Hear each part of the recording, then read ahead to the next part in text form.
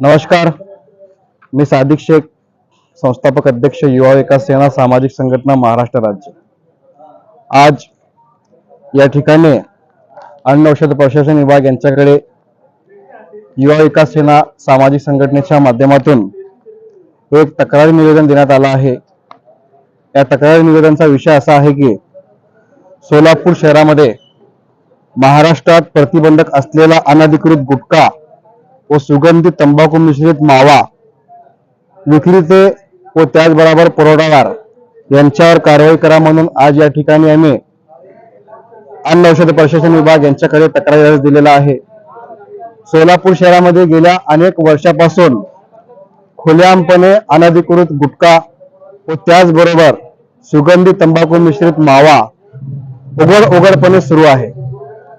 जर तुम्ही 10 ते 15 वर्षाच्या मुलाला विचारलात की या परिसरामध्ये गुटखा कुठे भेटतात, मावा कुठे भेटतात, तर तुम्हाला 10 ते 15 वर्षाचा मुलगा सरळ दाखवू शकतात की या पानटपरीमध्ये गुटखा आहे, या पानटपरीमध्ये मावा आहे। एवढे उघड पुरावे असताना देखील सोलापूर शहरामध्ये अन्न औषध प्रशासन विभाग, स्थानिक प्रशासन हे मौन बाळगून आहे।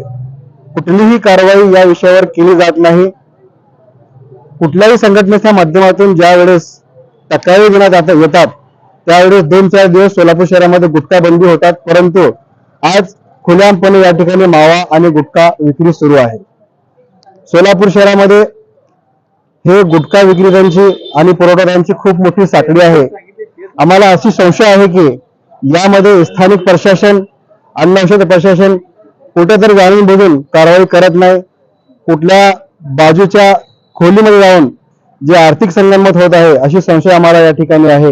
येणाऱ्या काळात सोलापूर शहरामध्ये 7 दिवसात जर गुटखा बंदी झाला नाही तर युवा विकास सेना सामाजिक संघटनेच्या माध्यमातून सोलापूर जिल्हा परिषद या ठिकाणी आंदोलन गेट समोर आम्ही आमच्या संघटनेच्या माध्यमातून बेमुदत धरणे आंदोलनाची सुरुवात करणार आहे।